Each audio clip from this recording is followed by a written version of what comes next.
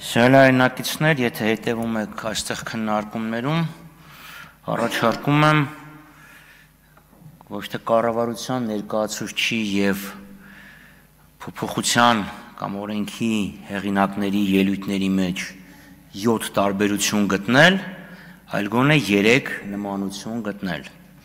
Տիկին Ղազարյանը ասում էր արդյունավետության խնդիր կա,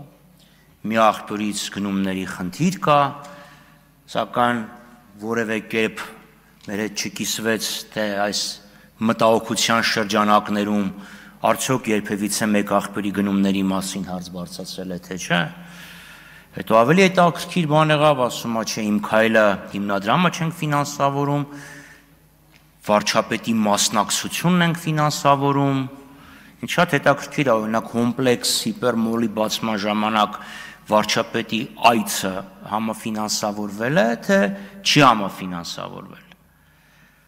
Այստեղ կա պարզ ճշմարտություն, կան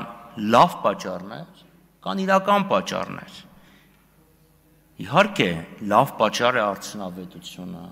իհարկե լավ պատճառ է հասանելիություն ապահովելը, դուք էլ դիմեք, ստացեք, բայց կա իրական պատճառ, որը դուք փորձում եք քողարկել լավ պատճառով։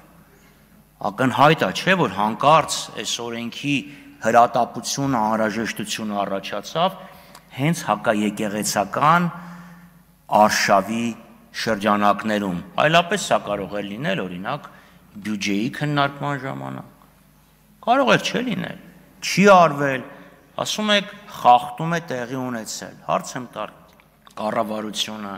կամ լիազոր մարմինը ինչ-որ կերպ միջամտել է, ասել է, տեղյակ եք դրա մասին, գիտեմ, որ կառավարության գործը չի,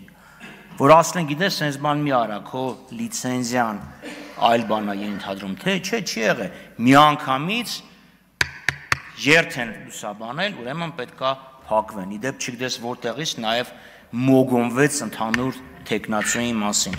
Եվ շատ զարմանալի է նաև մյուս արվեստասեր մեր պաշտոնակից պատգամավորի զայրույթը, երբես ասեցի մկո։ Մարդու թատել բեմական անունն է, հիմա ես չգիտեմ, քանիսը մեզանից գիտեն ով է Նորմա Ջին Մորտենսոնը, նույն ինքը Մերլին Մոնրոն, բայց եթե Մերլին Մոնրո են ասում, դրանից ինքը եւ որևէ բանական մարդ չի կարող զայրանալ։ Վագն Ալեքսանյան։ Ալիչում չի։ Արմինե